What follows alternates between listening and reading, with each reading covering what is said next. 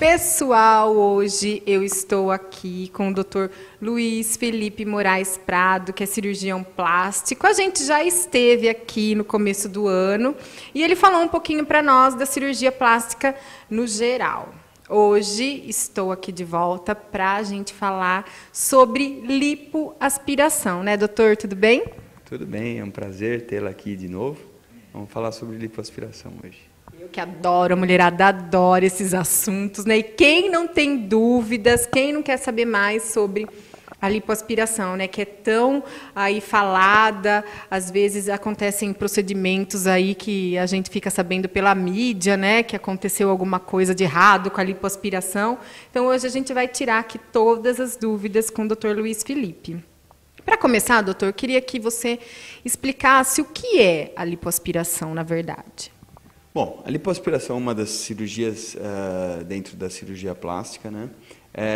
Hoje, ela é a cirurgia plástica mais realizada, o tipo de cirurgia plástica mais realizada no Brasil.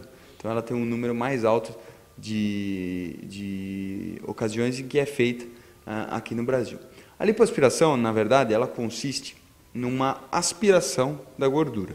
Você vai, através de uma cânula, e através de uma pressão negativa que é produzida por um aparelho, você vai aspirar aquela gordura. Quando a gente fala sobre lipoaspiração, é uma cirurgia que tem 40 anos dentro da cirurgia plástica. Nossa. Então ela está muito bem estabelecida. Antigamente, quando não existia lipoaspiração, e se quisesse algum paciente retirar gordura de alguma localização do corpo, nós teríamos que tirar através de um corte. Se retirava a pele e se retirava a gordura. Com o advento da lipoaspiração, alguns tipos de cirurgia ou algumas localizações em que a gente tinha que fazer esse procedimento caíram por terra. E a lipoaspiração, por ter um resultado através de um pequeno furo que você faz e da aspiração dessa gordura, esses procedimentos deixaram de ser feitos. Então, hoje, a lipoaspiração se tornou vamos dizer assim, uma cirurgia que todo mundo quer fazer. Quem não, né? Já pensou aspirar assim toda essa gordura, que beleza! Bom, a gente tem algumas coisas que são importantes. Obviamente que tem uma indicação, a lipoaspiração não é um procedimento que foi feito para emagrecer ninguém. É um procedimento que você vai fazer e ela está está enquadrada na cirurgia do contorno corporal. A gente vai fazer um modelamento do corpo através da lipoaspiração. Ou através da lipoenxertia, que é a injeção de gordura que você aspira. A lipoaspiração ela é um procedimento que, basicamente, ela tem dois princípios. O primeiro princípio eu já citei aqui, todo mundo conhece, que é a retirada da gordura. Tá? O segundo procedimento, o segundo princípio da lipoaspiração, que é tão importante quanto a retirada da gordura, é a retração da pele. Porque, vamos imaginar uma coisa, a gente faz uma lipoaspiração, eu tirei gordura de algum lugar. Aquela gordura, ela estava ocupando um espaço e a pele estava esticada àquele ponto. Quando a gente faz uma lipoaspiração, num primeiro momento a gente retirou a gordura. Aquela pele, ao longo de uns 3 a 6 meses, vai sofrer um processo de retração, ela vai diminuir de tamanho. E é por isso que a lipoaspiração dá o resultado. Se não houvesse essa retração de pele, a gente não teria os resultados de lipoaspiração que a gente tem, porque iria ficar sobrando pele. Obviamente que esta retração de pele, ela é uma retração que é relativa, ela não vai retrair em todo lugar que a gente fizer a lipoaspiração.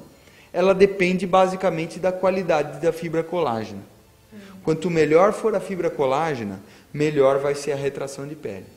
Óbvio que a fibra colágena ela vai também variar com uma série de fatores. Genética, então genética é extremamente importante. Idade, quanto mais jovem a gente for para fazer uma lipoaspiração, melhor vai ser o resultado. Varia com o quanto que a pessoa cuidou da pele ao longo da vida. Então, tomar sol prejudica a pele, creme hidratante é bom para essa pele, e varia também com localização. Tem algumas partes do nosso corpo que nós temos maior quantidade de fibras colágenas que em outras. E isso também é um fator fundamental no resultado final da lipoaspiração. Por isso que dificilmente a gente pega um abdômen de uma pessoa, de uma mulher que teve gravidez e dificilmente a gente indica a lipoaspiração. Óbvio que tem casos de privilegiadas que a lipoaspiração vai ser a indicada. Mas é um caso pingado, aqui e outro. Na maioria das vezes, pela expansão que se cria no abdômen com a gravidez, a gente dificilmente vai fugir de uma abdominoplastia. Porém, por exemplo, culotes, flanco, parte de dorso, são áreas que respondem muito bem à lipoaspiração. Então, são áreas que a gente indica a lipoaspiração tranquilamente. Óbvio é também que eu já expliquei uma coisa que é fundamental, nós temos uma cirurgia que é a cirurgia do contorno corporal, que é a lipoaspiração. Não é para emagrecer ninguém. É muito importante se entender isso. Óbvio também é que eu já fiz lipoaspiração em pessoas que estavam acima do peso. Porém, a gente explica aqui na consulta que não vai ser o mesmo resultado de uma outra amiga dela que veio aqui em condições ideais para a gente fazer a lipoaspiração. Algumas coisas são importantes quando a gente fala de lipoaspiração. A lipoaspiração é um procedimento que tem que ser feito por um cirurgião plástico, isso eu já expliquei da outra vez.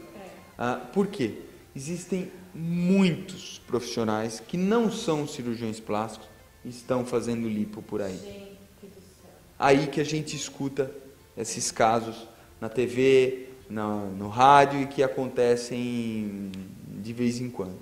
Então, a mão adequada, o profissional adequado, e isso não é só na cirurgia plástica, nem só na medicina.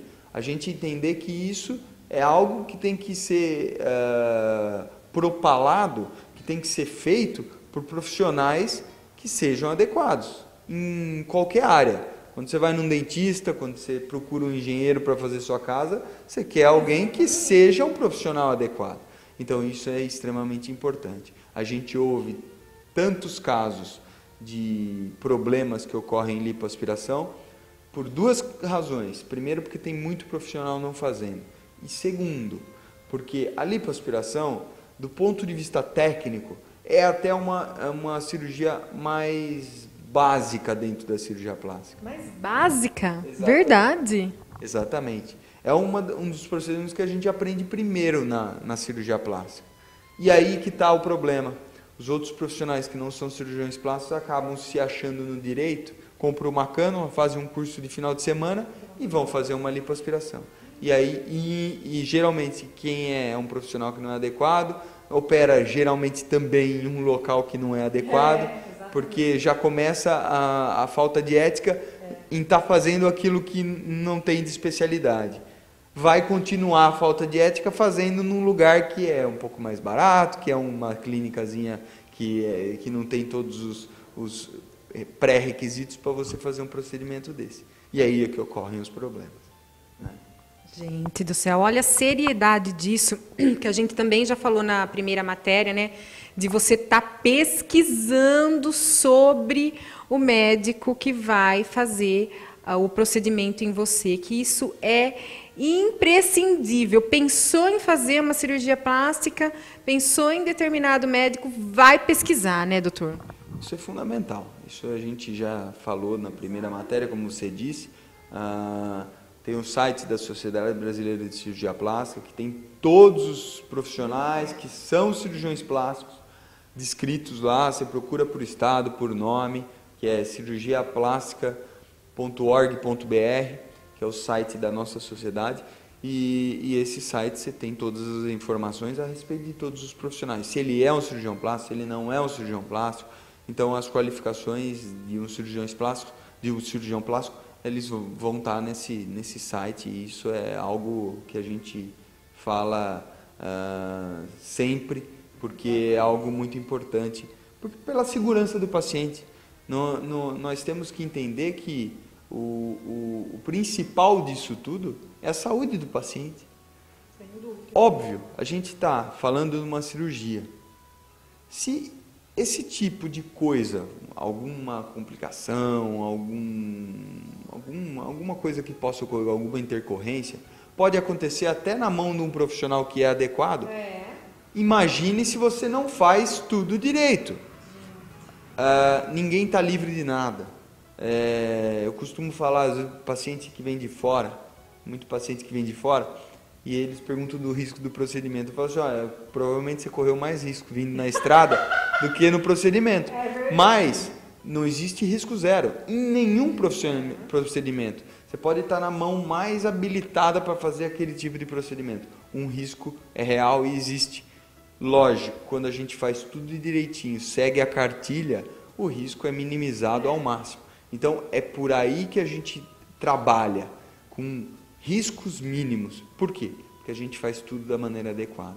Então, isso é algo sine qua non para se fazer um procedimento de cirurgia plástica ou qualquer outro procedimento cirúrgico, seja clínico também, dentro da medicina, né? Então fica aí mais uma vez a dica para você que quer fazer um procedimento, olhar lá no site e saber tudo certinho a respeito do seu médico. E doutor, quem pode fazer a lipoaspiração? É indicada para todo mundo? Bom, aí é uma questão de avaliação. A lipoaspiração é um procedimento muito amplo. Você pode fazer em várias partes do corpo, onde tem alguma gordura localizada. E você pode fazer em homem, em mulher, isso não há restrição com relação a isso. Inclusive, a procura de homens por lipoaspiração também tem aumentado, porque você consegue um modelamento do corpo que acaba sendo bastante satisfatório. No homem, mais uma questão que a gente chama atenção, o homem não tem gestação, portanto, dificilmente a gente indica uma abdominoplastia em homem. Lógico, tem um ou outro que vai ter essa indicação, mas o fator fundamental aí para a gente indicar uma abdominoplastia em mulher é a gravidez, né? Fora, óbvio, outras coisas, né? Mas o procedimento básico de um abdômen que teve uma gravidez é a abdominoplastia. Muitas vezes a gente pode até indicar uma lipoaspiração. Como eu estava dizendo também a respeito da lipoaspiração, muitas vezes a gente faz a lipoaspiração e essa gordura que a gente aspirou, ela pode ser injetada em algum outro sítio, em algum outro lugar. E isso é um procedimento que também tem aumentado. Quando a gente diz de lipoescultura, a gente está falando de procedimentos amplos. Lipoaspiração e depois uma enxertia de gordura, que a gente faz uma lavagem dessa gordura, um procedimento de purificação dessa gordura, e injeta em algum outro lugar que esteja faltando, ou alguma depressão, ou muito se fala de enxertia no glúteo. Então, óbvio. Isso que eu ia falar. Tirou da barriga e colocou no bumbum. É mais frequente? Isso daí tem uma frequência grande. Quando a gente fala em enxertia, isso vale dentro da cirurgia plástica, é um conceito, né? Enxertia é você tirar o tecido ou algum órgão de algum local e colocar no outro. Então a gente já ouviu falar, por exemplo, enxertia de pele para queimado. Queimou uma área extensa, você vai tirar uma pele de um lugar, tira bem superficial e coloca para cobrir na área que foi afetada. Lipoenxertia, lipo é um radical que significa gordura. Enxertia é você injetar essa gordura em alguma outra localização que não é a origem dela. Então, a lipoenxertia mais conhecida e mais realizada é a lipoenxertia de glúteo. Então, tira-se gordura de alguma localização e faz essa purificação, essa lavagem dessa gordura e injeta no bumbum. Essa gordura, quando a gente injeta, e qualquer enxerto, vale para qualquer enxerto, tem que sobreviver no leito que a gente injetou. Não é toda ela que sobrevive. Então, é uma parte dela que vai sobreviver lá no local. Ela tem que se integrar lá e vai receber nova vascularização, vai sobreviver naquela localização. Então, é um procedimento que a gente está fazendo, que é a enxertia na região do glúteo, na região do bumbum, além, óbvio, de prótese de glúteo, que é a mesma prótese que a gente utiliza nas mamas, a gente coloca no glúteo com um formato diferente, algumas modificações, mas é basicamente a mesma. Que, óbvio, também é um procedimento que tem uma previsibilidade maior, porque você não sabe quanto da gordura que você injeta que vai sobreviver. Agora, a prótese vai ficar lá, né? Pelo menos a prótese você já sabe, agora a gordura não tem como prever, nenhuma porcentagem. Não, a gente fala em torno de 50%, 80% que há de sobrevivência no leito de injeção. Então, a gente sabe que varia aí em torno disso, porque a gente injeta em vários níveis. A gente vai injetar no subcutâneo, que é a parte embaixo da pele, vai injetar intramuscular dentro do músculo glúteo, uma parte da gordura é injetada. Então, realmente é um procedimento que tem aumentado a procura e é um procedimento que tem sido feito com uma certa frequência. É legal ver que antigamente a gente via mais as cirurgias mais básicas, né? E hoje vem crescendo num total aí, né? Todas as cirurgias estão sendo bem procuradas, né? Sem dúvida nenhuma. A gente tem um aumento do número de cirurgias plásticas a cada ano que passa. Um aumento do leque de procedimentos que também a gente pode fazer, porque a cirurgia plástica vai se desenvolvendo. Por isso que também é importante a gente estar frequentando congressos, tudo isso que a gente vai sempre, trazendo coisas novas, técnicas novas, inclusive alguns procedimentos novos. Então, isso tudo é muito importante. Óbvio, o leque está aumentando e as indicações também. Prótese glútea, há um tempo atrás, não se falava. Hoje a gente faz com frequência. E antes também era perceptível quando a mulher colocava. Hoje não. Hoje você não consegue mais identificar quando é, quando não é. Porque hoje fica perfeito, né? Isso daí passou por vamos dizer assim, uma evolução da técnica cirúrgica empregada na cirurgia de implante glúteo. Aí eu vou explicar um pouquinho sobre implante glúteo. O implante glúteo, antigamente, quando ele surgiu, o implante era colocado no subcutâneo, embaixo da pele. Então, duas coisas ocorriam ao cabo de 6 meses. Primeira coisa, a evidência da prótese. Então, você olhava um glúteo que o paciente tinha a prótese no subcutâneo, que é embaixo da pele e da gordura que está embaixo da pele. Depois de 6 meses, o inchaço passava e aquela prótese fazia com que a gordura que estava cobrindo ela se atrofiasse, ficasse menor, ficasse mais fina. Então você olhava e você via exatamente o contorno da prótese. Aí, outra coisa que ocorria ao longo desses 6 meses era uma ptose, era uma queda da prótese. Porque a pele não segura, ou segura muito pouco. Aí veio a evolução da técnica. Uma segunda técnica foi desenvolvida, os cirurgiões plásticos viram que os resultados da primeira técnica que era utilizada eram pífios, horríveis. Muitas pacientes queriam tirar a prótese. Então aí veio a segunda técnica, que é colocar dentro do músculo, embaixo do músculo. Então levanta-se o músculo e colocava-se embaixo do músculo. Essa segunda técnica até hoje ela é utilizada. Porém, existe uma questão. Em algumas pacientes, também não era tão comum assim, mas em algumas pacientes havia uma pressão sobre o nervo ciático. A paciente ficava às vezes com um pouco de dor, algum pinçamento do nervo ciático. E aí veio a terceira técnica, que é a técnica que a gente utiliza, que eu utilizo. A segunda técnica, que é embaixo do músculo, ainda é utilizada porque é uma técnica muito boa. Mas essa terceira técnica é colocar dentro do músculo. Jesus! O músculo glúteo ele tem 7 centímetros. Então a gente faz um espaço dentro do músculo. A gente deixa um pouquinho de músculo para baixo, um pouquinho de músculo para cima. Então você está protegido do nervo ciático para baixo e está protegido em cima da artificialização do aspecto cirúrgico. Então não fica aquela coisa evidente. Fica uma coisa mais natural, vai no que você falou. E também está protegido da ptose, porque o músculo ele não vai deixar a prótese cair. Então aí é a terceira técnica que a gente utiliza, que é a prótese intramuscular. Então hoje temos resultados que são extremamente harmônicos e sem ter a questão da artificialidade que tinha na técnica primeira que foi utilizada. Nossa, fica perfeito, perfeito. Eu tenho visto aí alguns que você não fala, realmente você não fala que colocou, que fica perfeito mesmo. É uma coisa de louco a medicina, né? Parar para pensar, olha isso, coloca dentro do músculo, gente. É demais. Hoje a gente tem, hoje dentro da cirurgia plástica, a gente busca naturalidade. Não uma pessoa que você olhe e veja que aquela pessoa passou por uma cirurgia plástica. Não, a gente busca naturalidade.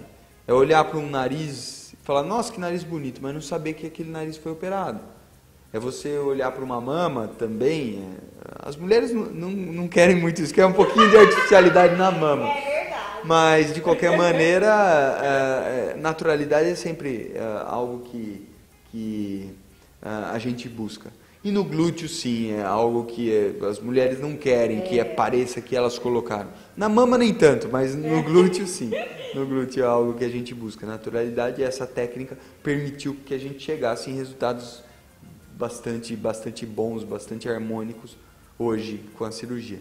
E é muito realizada junto com a lipoaspiração também, porque você dá um contorno para a parte do dorso do corpo, e junto com a inclusão do implante de glúteo. Né? Idade mínima para lipoaspiração tem? Na verdade, tudo que a gente fala, e a gente falou na primeira matéria que a gente fez, a gente tem que entender que você tem que terminar o desenvolvimento para você poder fazer alguma cirurgia. Para mama, para uma lipoaspiração, para nariz, para orelha. Eu disse na primeira matéria que a gente opera a orelha com 6 anos de idade. Por quê? Nesse momento a orelha praticamente já está toda ela desenvolvida. Agora, óbvio que eu não vou fazer uma lipoaspiração numa criança de 6 anos de idade. Mesmo que ela esteja acima do peso. Não é esse o objetivo. Então a gente tem que terminar o desenvolvimento daquele órgão que a gente vai operar para estar autorizado a fazer a cirurgia. Então, tem idade mínima para fazer lipoaspiração. A gente pega hoje meninas de 15 anos que já são mulheres. Nossa, com 12 já. Até antes. E da mesma forma, a gente tem que entender que o desenvolvimento se faz individualmente. Cada pessoa tem um ritmo de desenvolvimento. Então, quando ele tiver já avançado, a gente pode, obviamente, fazer a lipoaspiração. Né? Que legal. Então, se você tem aí o interesse, quer fazer uma avaliação para saber se você pode fazer a lipoaspiração, liga aqui para o Dr. Luiz Felipe, ele vai te atender com o maior carinho. Eu posso falar por experiência própria. Então, venha, não fica não. É tão bom, gente. É outra vida quando você se desfaz daquilo que te incomodava, né? E hoje a cirurgia plástica está aí, olha, com tanta tecnologia, tanta coisa nova para deixar a gente mais feliz. E autoestima é tudo, né? A autoestima, a gente mexe com alguma coisa, obviamente estético, mas a gente tem que entender que isso está fazendo mal para a pessoa. E isso, pela definição da própria Organização Mundial da Saúde, é uma doença. Se você não está bem com você psicologicamente, já entra na questão de doença. Então, hoje, com a facilidade, com a segurança que a gente tem nos procedimentos, a gente vê que se popularizou justamente porque os procedimentos são muito mais seguros e a gente consegue resultados também muito melhores do que antigamente. Exatamente. Doutor, obrigada mais uma vez. E logo a gente vai voltar, porque é um assunto que não acaba nunca e a gente quer saber tudo. Sem dúvida nenhuma. Estou aqui inteira à disposição. Muito obrigado mais uma vez. E quando precisar, estamos à inteira disposição para esclarecer as dúvidas. Obrigada mesmo, viu, doutor? Um beijo, pessoal.